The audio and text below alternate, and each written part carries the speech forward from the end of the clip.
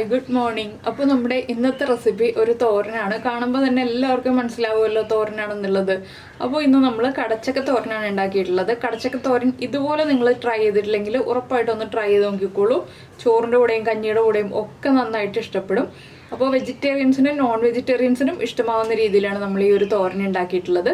അപ്പോൾ ഈ തോരൻ എങ്ങനെയാണ് തയ്യാറാക്കുന്നതെന്ന് നോക്കാം. നമുക്ക് നമ്മുടെ ഇൻഗ്രീഡിയൻസ് നോക്കാം. നമ്മളിപ്പോൾ കടച്ചക്ക ഒരു ഹാഫ് ഇതുപോലെ പീസുകളായിട്ട്, അധികം തിക്നെസ് ഇല്ലാത്ത പീസുകളായിട്ട് കട്ട് ചെയ്തെടുത്തിട്ടുണ്ട്. ഈ ഒരു വലിപ്പത്തിൽ ഞാൻ കുക്കറിലാണ് കുക്ക് ചെയ്യാൻ പോകുന്നത്, അതുകൊണ്ടാണ് ഇത്രയും വലിപ്പത്തിൽ കട്ട് ചെയ്തിട്ടുള്ളത്. നിങ്ങൾ ചട്ടിയിലാണ് അല്ലെങ്കിൽ പാനിലാണ് കുക്ക് ചെയ്യുന്നതെന്നുണ്ടെങ്കിൽ ഇതിലും ചെറുതായിട്ട് കട്ട് ചെയ്യാം കേട്ടോ. പിന്നെ ഇതിലേക്ക് നമുക്ക് വേണ്ടത് 3 പച്ചമുളക്, എരിവനുസരിച്ച് പച്ചമുളകിൻ്റെ എണ്ണം തീരുമാനിക്കുക. ഒരു കപ്പ് തേങ്ങ എടുത്തിട്ടുണ്ട്, അതുപോലെ 2 ഉള്ളി എടുത്തിട്ടുണ്ട്, കുറച്ച് കറിവേപ്പില എടുത്തിട്ടുണ്ട്. പിന്നെ ഇതിലേക്ക് വെളുത്തുള്ളി ചേർക്കണം എന്നുണ്ടെങ്കിൽ 2 അല്ലി വെളുത്തുള്ളിയും കൂടി ചേർക്കാം. അപ്പോൾ ആദ്യം നമുക്ക് കടച്ചക്ക കുക്ക് ചെയ്യാൻ വയ്ക്കാം. ഇതിലേക്കായിട്ട് നമുക്ക് ആവശ്യമുള്ളത്, ആദ്യം കുക്കറിലേക്ക് നമുക്ക് കടച്ചക്ക മാറ്റാം. കട്ട് ചെയ്തിട്ട് നന്നായിട്ട് കഴുകിയെടുത്ത കടച്ചക്കയാണത്.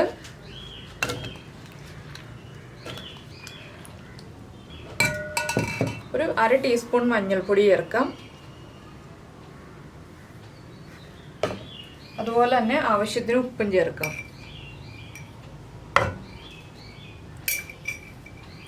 പിന്നെ കടച്ചക്കയുടെ തൊട്ട് താഴെ നിൽക്കുന്ന രീതിയിൽ വേണം വെള്ളം ചേർക്കാനായിട്ട്. കടച്ചക്കയുടെ ഒപ്പം പോലും വെള്ളം നിൽക്കേണ്ട ആവശ്യമില്ല. എന്താണെന്ന് വെച്ചാൽ നമുക്ക് വെള്ളം വറ്റിച്ചെടുക്കാനുള്ളതാണ്, അതുകൊണ്ട് കുറച്ച് വെള്ളം കുറവ് മതി. ഇനി നമുക്കിത് 2 വിസിൽ വരുന്നത് വരെ കുക്കറിൽ കുക്ക് ചെയ്തെടുക്കാം. അപ്പോൾ നമ്മൾ കുക്കർ സ്റ്റൗവിലേക്ക് വെച്ചിട്ടുണ്ട്. ഇതിലേക്ക് നമുക്കിനി അരപ്പ് റെഡിയാക്കി എടുക്കാം. അരപ്പ് റെഡിയാക്കാനായിട്ട് മിക്സിയുടെ ജാറിലേക്ക് നമ്മൾ എടുത്തു വെച്ചിരിക്കുന്ന പച്ചമുളക്, അതുപോലെ തന്നെ ഉള്ളി, 2-3 ഇതിൽ കറിവേപ്പില. പിന്നെ നമ്മൾ എല്ലാ തോരനിലും ചേർക്കുന്നത് സാധാരണ ജീരകമാണ്. ഇതിൽ നമ്മൾ പെരിഞ്ജീരകമാണ് ചേർക്കുന്നത്. ഒരു 1/2 ടീസ്പൂൺ പെരിഞ്ജീരകം ചേർക്കാം. ഇതിൻ്റെ കൂടെ നമ്മുടെ തേങ്ങയും കൂടി ചേർത്തിട്ടൊന്ന് ക്രഷ് ചെയ്തെടുക്കാം. തോരൻ്റെ ഭാഗത്തിൽ ക്രഷ് ചെയ്തെടുക്കാം. പെരിഞ്ജീരകം ചേർക്കുമ്പോൾ നമ്മുടെ കടച്ചക്ക തോരനൊരു ഇറച്ചിയുടെ ഫ്ലേവർ വരും, അതുകൊണ്ടാണ് നമ്മൾ പെരിഞ്ജീരകം ചേർത്തിട്ട് തോരൻ ഉണ്ടാക്കുന്നത്. നിങ്ങൾക്ക് പെരിഞ്ജീരകം താല്പര്യമില്ല എന്നുണ്ടെങ്കിൽ നമ്മുടെ നല്ല ജീരകം തന്നെ ചേർക്കാം കേട്ടോ. ഇതിനെ ഒന്ന് തോരൻ്റെ ഭാഗത്തിലാക്കി എടുക്കാം. അപ്പോൾ നമ്മുടെ അരപ്പ് നമ്മൾ റെഡിയാക്കി എടുത്തിട്ടുണ്ട്. ഇതുപോലെ റെഡിയാക്കി എടുത്തിട്ടുണ്ട്. അപ്പോൾ നമ്മൾ കടച്ചക്കയിൽ മഞ്ഞൾപ്പൊടി ചേർത്തില്ല എന്നുണ്ടെങ്കിൽ ഈ അരപ്പിലേക്ക് മഞ്ഞൾപ്പൊടി ചേർത്താലും മതി കേട്ടോ. പിന്നെ പച്ചമുളകിന് പകരമായിട്ട് നമുക്ക് മുളക് പൊടി ചേർക്കാം. അതൊക്കെ നമ്മുടെ ടേസ്റ്റിനനുസരിച്ച് വ്യത്യാസം വരുത്താം. ഇനിയിപ്പോൾ നമുക്ക് അരപ്പ് മാറ്റി വയ്ക്കാം. കടച്ചക്ക ഒന്ന് കുക്കായി വരട്ടെ.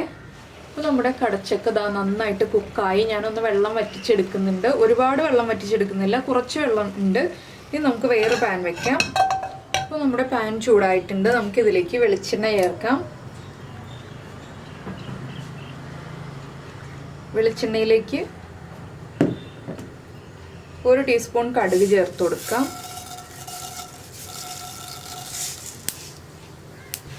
കടുകൊന്ന് പൊട്ടി വരട്ടെ.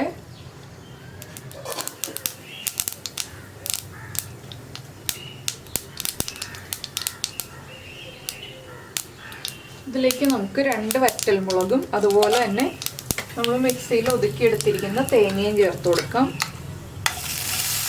തീ കുറച്ച് വെച്ചിട്ട് തേങ്ങ ചേർത്ത് കൊടുക്കാം കേട്ടോ. അപ്പോഴേ തേങ്ങ കരിഞ്ഞു പോകാതിരിക്കുള്ളൂ, ഇല്ലെങ്കിൽ തേങ്ങ വേഗം തന്നെ കുക്കായി പോവും.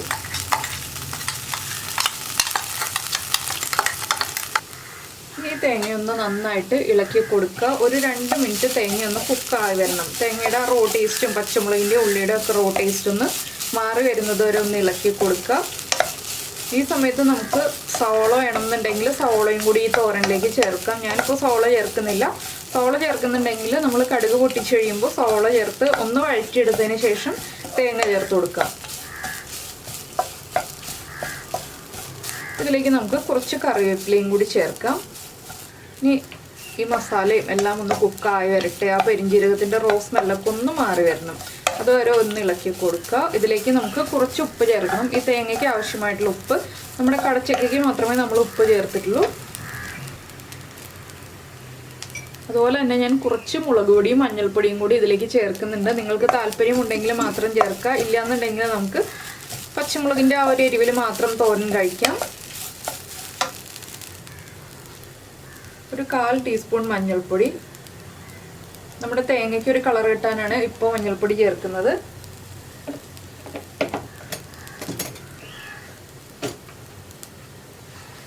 ഇത് അരപ്പ് റെഡിയാക്കുമ്പോൾ ചേർത്താലും മതി കേട്ടോ. ഇതിലേക്ക് തന്നെ 1/4 ടീസ്പൂൺ മുളക് പൊടിയും കൂടി ചേർക്കുന്നുണ്ട്.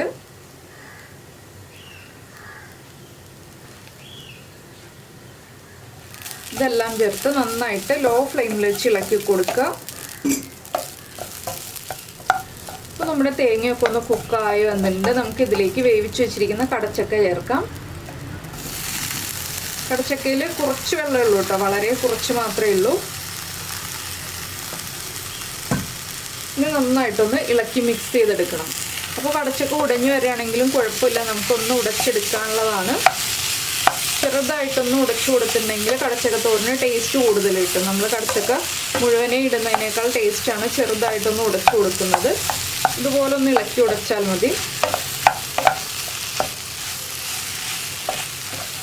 അപ്പോൾ നമ്മുടെ കടച്ചക്ക കറി കണ്ടിട്ടില്ലാത്ത എല്ലാവരും ആ കടച്ചക്ക കറി ഒന്ന് കണ്ടോളൂ കേട്ടോ, ഇന്നലെ ഇട്ടത്. ഇപ്പോൾ നമ്മൾ ഇന്നിപ്പോൾ ആ കടച്ചക്കയുടെ ബാക്കി എടുത്തിട്ടാണ് ഈ ഒരു തോരൻ ഉണ്ടാക്കുന്നത്. ഒരു കടച്ചക്കയുടെ പകുതി ഉപയോഗിച്ചിട്ട് ഞാനിപ്പോൾ തോരനും മറ്റു പകുതി ഉപയോഗിച്ചിട്ട് കറിയും ഉണ്ടാക്കിയിട്ടുണ്ട്. അപ്പോൾ കറി ഇന്നലെ അപ്ലോഡ് ചെയ്തിട്ടുണ്ട്. അപ്പോൾ ഇനി ഇത് ഒന്ന് മിക്സ് ആയിട്ടുണ്ട്. ഇനി നമുക്കൊന്ന് വെയിറ്റ് ചെയ്യാം, ഒരു 2 മിനിറ്റ് കടച്ചക്കയിലേക്ക് ഈ തേങ്ങയൊക്കെ ഒന്ന് പിടിച്ചു വരാനായിട്ട്. ഇത്രയേ ഉള്ളൂ, കടച്ചക്ക തോരൻ്റെ പരിപാടി കഴിഞ്ഞു. വളരെ ഈസി ആയിട്ടുള്ള റെസിപ്പിയാണ് ഇതൊക്കെ.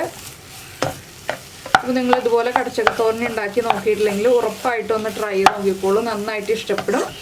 അതുപോലെ തന്നെ കടച്ചക്ക ഇഷ്ടമില്ലാത്ത വെജിറ്റേറിയൻസൊക്കെ വളരെ കുറവായിരിക്കും. വെജിറ്റേറിയൻസിനാണെങ്കിലും അതുപോലെ നമ്മുടെ നോമ്പ് സമയത്താണെങ്കിലും ഒരു ഇറച്ചിക്കറിയുടെ ഫ്ലേവറിൽ അല്ലെങ്കിൽ ഇറച്ചിയുടെ ഒരു ഫ്ലേവറിൽ നമുക്കൊരു ചെറിയ തോരനൊക്കെ വേണമെന്നുണ്ടെങ്കിൽ ഇതുപോലെ കടച്ചക്കയിൽ പെരിഞ്ചീരകം ചേർത്തിട്ട് തോരൻ ഉണ്ടാക്കുമ്പോൾ ആ ഇറച്ചിയുടെ ഒരു ഫ്ലേവറൊക്കെ കിട്ടും നമുക്ക്. കംപ്ലീറ്റ് ആയിട്ട് ഇറച്ചിക്കറിയുടെ ഫ്ലേവറൊക്കെ വേണമെന്നുണ്ടെങ്കിൽ നമ്മുടെ കടച്ചക്ക മസാലക്കറി ഉണ്ടാക്കിയാൽ മതി കേട്ടോ. അപ്പോൾ ഇറച്ചിക്കറിയുടെ ഫ്ലേവറിൽ തന്നെ നമുക്ക് കഴിക്കാം. അപ്പോൾ ഞാനിങ്ങനെ ഇളക്കിക്കൊണ്ടിരിക്കുകയാണ്. ഇത് മതി, ഇത്രയും വെച്ചിട്ട് നമുക്ക് ഫ്ലെയിം ഓഫ് ചെയ്യാം. നമ്മുടെ കടച്ചക്ക തോരൻ റെഡിയായി. അപ്പോൾ നിങ്ങളെല്ലാവരും ട്രൈ ചെയ്ത് നോക്കും എന്ന് വിചാരിക്കുന്നു. ട്രൈ ചെയ്ത് നോക്കിയിട്ട് ഇഷ്ടമായി കഴിഞ്ഞാൽ നമ്മുടെ വീഡിയോയുടെ താഴെ ഒന്ന് കമൻറ്റ് ചെയ്യാൻ മറക്കരുത് കേട്ടോ. എങ്ങനെയുണ്ട്, ഇഷ്ടമായോ, ഈസി റെസിപ്പിയാണോ, അതുപോലെ തന്നെ ഇതുപോലെ ഇതിന് മുൻപ് ഉണ്ടാക്കിയിട്ടുണ്ടോ എന്നൊക്കെ ഒന്ന് കമൻറ്റ് ചെയ്യണം. അതുപോലെ തന്നെ ഒന്ന് ലൈക്ക് ചെയ്യാനും മറക്കരുത് കേട്ടോ. ഇഷ്ടമായ റെസിപ്പികളൊക്കെ ഒന്ന് ലൈക്ക് ചെയ്ത് ഇടണേ. അതുപോലെ തന്നെ നമ്മുടെ ചാനൽ ആദ്യമായിട്ട് കാണുകയാണെങ്കിൽ നമ്മുടെ വീഡിയോ പ്രസൻറ്റ് ചെയ്യുന്ന രീതിയൊക്കെ ഇഷ്ടമായി എന്നുണ്ടെങ്കിൽ നമ്മുടെ ചാനലൊന്ന് സബ്സ്ക്രൈബ് ചെയ്യണേ. ഇതുവരെ സബ്സ്ക്രൈബ് ചെയ്തിട്ടില്ലാത്ത ആളുകൾ കേട്ടോ. അപ്പോൾ നമ്മുടെ ചാനൽ സബ്സ്ക്രൈബ് ചെയ്യുന്നതിന് ഈ വീഡിയോയുടെ താഴെയുള്ള റെഡ് സബ്സ്ക്രൈബ് ബട്ടൺ ഒന്ന് ക്ലിക്ക് ചെയ്യുക. അതിൻ്റെ റൈറ്റ് സൈഡിലുള്ള ബെല്ലൈക്കണും കൂടി ക്ലിക്ക് ചെയ്യുക. അപ്പോൾ ഓളെന്ന് പറഞ്ഞിട്ടൊരു ഓപ്ഷൻ കാണാം. ആ ഓളും കൂടി പ്രസ് ചെയ്തിട്ടുണ്ടെങ്കിൽ ഞാൻ എപ്പോഴും വീഡിയോ അപ്ലോഡ് ചെയ്യുമ്പോൾ നിങ്ങൾക്ക് നോട്ടിഫിക്കേഷൻ വരും. പിന്നെ ഇപ്പോൾ ഉപ്പൊക്കെ ഒന്ന് ചെക്ക് ചെയ്യുക. ഉപ്പ് കുറവാണെങ്കിൽ ഉപ്പ് കറക്റ്റ് ചെയ്യുക കേട്ടോ. അത് പ്രത്യേകം ശ്രദ്ധിക്കേണ്ട ഒരു കാര്യമാണ്. ഉപ്പ് ചെക്ക് ചെയ്തിട്ട് ഉപ്പ് കറക്റ്റ് ചെയ്യുക എന്നുള്ളത്. ഉപ്പൊക്കെ കറക്റ്റ് ആയാലേ നമ്മുടെ കറിക്ക് ടേസ്റ്റ് ഉണ്ടാവുള്ളൂ. അപ്പോൾ ഇത് ചോറിൻ്റെ കൂടെയും കഞ്ഞിയുടെ കൂടെയും ഒക്കെ കഴിക്കാൻ പറ്റിയ റെസിപ്പിയാണ്. അപ്പോൾ എന്തായാലും നിങ്ങൾക്ക് എല്ലാവർക്കും ഈ ഒരു റെസിപ്പി ഇഷ്ടമായിട്ടുണ്ടാവുമെന്ന് വിചാരിക്കുന്നു. നമുക്ക് നമ്മുടെ അടുത്ത റെസിപ്പിയുമായിട്ട് അടുത്ത ദിവസം വീണ്ടും കാണാം.